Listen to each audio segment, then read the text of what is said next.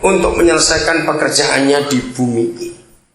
Jadi miliki kerinduan ini, Bapak di surga juga rindu untuk kita dipakai jadi berkat. Kitab Daniel pasal yang ke-12.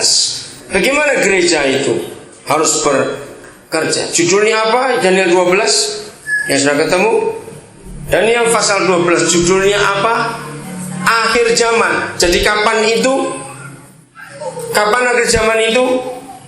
Sekarang, gak usah takut-takut. Nah, berarti firman ini untuk kita sekarang ini, ya.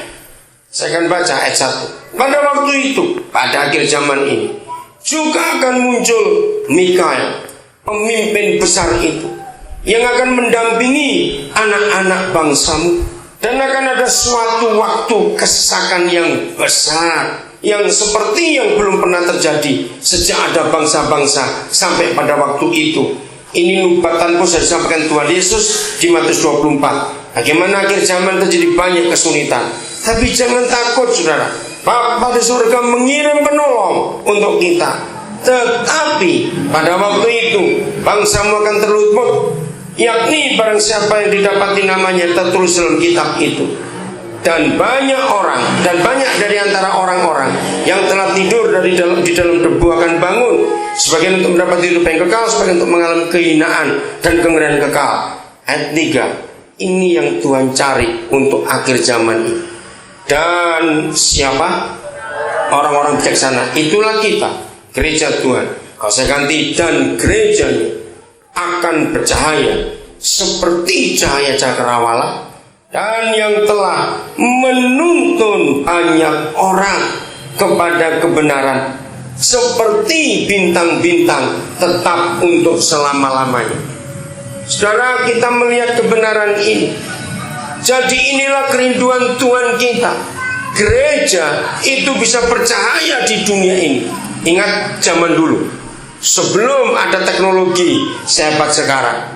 Bayangkan nenek moyang manusia dari bangsa apa saja, mereka bisa mengarungi lautan luas. Berapa ratus tahun yang lalu nggak ada navigasi, belum ada listrik, belum ada apa-apa. Kenapa mereka agak tersesat? Mereka mengandalkan apa pada waktu itu? Bintang-bintang. Ternyata bintang itu penunjuk arah yang paling akurat. Kompas bisa salah.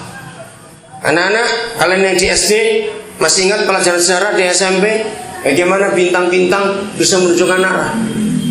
Itu akurat. Hebat sekali Bapa di surga menempatkan bintang-bintang itu. Kompas buatan manusia masih bisa salah, tapi yang buatan Tuhan tidak. Nah, perhatikan ayat ini gereja. Maka itu nilai. Dengar anak-anak Tuhan, siapapun kita, seaktif apapun kita di dalam gereja, dengar ya, nilainya cuma satu. Kalau Tuhan melihat kita sebagai anak-anaknya dan gerejanya, para pengusaha, ibu rumah tangga, janda, pensiunan, mahasiswa, pelajar, anak-anak SD, perhatikan kita semua. Hanya ada satu nilai kalau kita dianggap benar oleh Bapa di surga, yaitu berapa banyak orang yang kita tuntun kepada kebenaran. Itu nilainya. Bukan berapa aktif kita melayani, bukan berapa jam kita berdoa, bukan berapa banyak persembahan kita beri, bukan berapa banyak kita baca pasal ayat Alkitab. Tidak. Karena ayat ini berkata, orang-orang bijaksana, orang benar, itulah gereja akan bercahaya seperti cahaya cakrawala yang, ayo baca sama-sama, 1, 2, 3, yang telah menuntun berapa orang? Banyak orang. Kemana? Kepada kebenaran. Ingat Yohanes 14 ayat 6. Siapa kebenaran itu?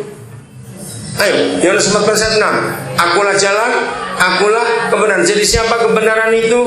Tuhan Yesus.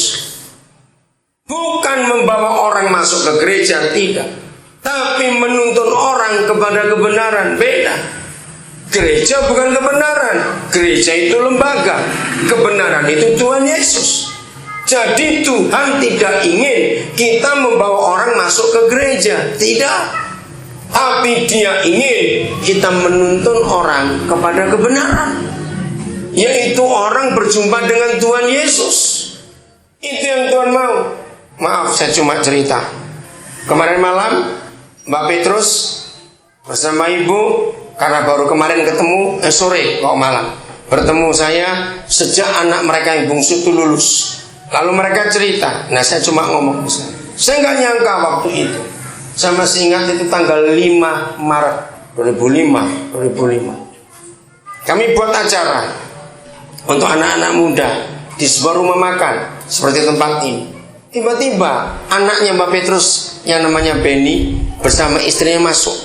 Nah, saya tahu ketika mereka ada acara tanya jawab, pertanyaannya aneh, bukan pertanyaan orang Kristen. Wah, kenapa begini? Saya bilang oke, nanti selesai ibadah kita ngomong. Ringkas cerita saudara, ternyata mereka lagi terpencar karena masalah yang berat mereka hadapi. Saya nggak kenal mereka, tapi Roh Kudus katakan sesuatu untuk saya harus berbuat sesuatu untuk keluarga ini.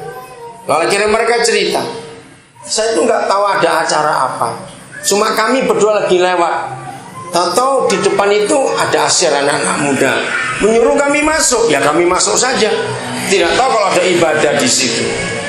Nah, sejak hari itu saudara, saya kontak mereka, saya langsung tanya pada Benny, Ben, di mana orang tuamu? Bisa telepon tidak? Saya ingat betul waktu itu tanggal 16 Maret adalah Lapobar. Lalu saya suruh Benny dengan istrinya ke Makassar. Nanti tanggal 16 Bapak Ibu bersama Pras itu yang lulus kemarin bilang terima kasih.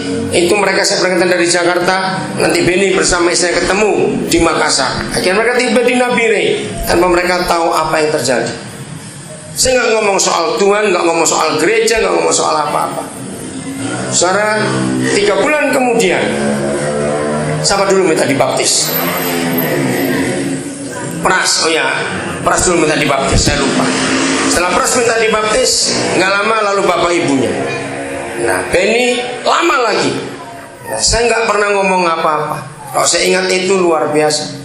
Maka itu ayo saudara, kita jadi terang bagi bangsa-bangsa ini untuk membawa sebanyak-banyaknya orang kepada kebenaran. Amin. Itulah nilai yang Tuhan cari dari kita. Bukan berapa banyak kita aktif di ibadah, tidak. Tapi berapa banyak kita memimpin orang ke dalam kebenaran. Berapa banyak orang. Sebelum bulan Agustus ini saya ke sini, terakhir kan bulan Mei saya ke sini. Saya masih ingat tanggal 3 Mei itu saudara. Nah, dari Jakarta kami berangkat pagi karena pesawatnya jam 5, saya naik Merpati. Kemarin juga saya tiba naik Merpati. Nah, begitu saya duduk, dapat tempat duduk di pinggir jendela, tahu-tahu yang kursi sebelah saya tengah ini ada 2 orang, jadi double seat istilahnya gitu. Nah, waktu mereka ribut, saya cuma berdoa. Saya bilang, Bapak, siapa di antara 2 orang ini yang harus diselamatkan? Karena mereka ribut. Nah, terus Roh Kudus gerakan yang pakai kaos garis-garis. Oke, saya berdoa, Bapak, kalau gitu supaya Tuhan jamah pramugarinya yang ngurus di tempat supaya orang duduk di sini karena Tuhan yang nyuruh. Akhirnya dia betul duduk, yang satu dipindahkan ke belakang. Begitu duduk langsung dia tidur. Karena memang pagi, jadi kami jam 4 sudah ada di bandara. Dia mungkin kecapean. Nah saudara, ya udah dia tidur, saya cuma berdoa. Saya nggak kenal siapa dia. Dia bangun karena makanan dibagikan. Nah waktu dia bangun, saya mulai dipimpin Roh Kudus untuk bicara. Selama dia tidur, saya cuma tanya, Papa beri saya pernyataan. Orang ini perlu apa dalam hidup? Nah, Tuhan ngomong sesuatu kepada dia, kepada saya tentang masa lalunya. Dia mau ke Sorong, tapi turun Makassar. Karena pesawat yang ke Sorong itu tukar di Makassar. Begitu dia bangun, makan, ya saya juga ngomong, saya kenalkan diri, saya langsung berkata, saya ini pendeta. Ternyata dia asli orang Palembang, Muslim. Namanya Junjungan Kurniawan. Setelah makan, baru saya ngomong, saya kenalkan, saya ini begini-begini di Papua. Terus saya tanya, Bapak kerja apa? Ternyata dia itu dari Pemda. Ya, untuk membuat acara ulang tahun Kabupaten Raja Ampat. Ya, ada acara besar bulan Mei yang lalu itu di Raja Ampat. Nah, akhirnya saya ngomong, maaf kalau saya salah saya minta maaf, cuma saya ngomong ketika saya sebutkan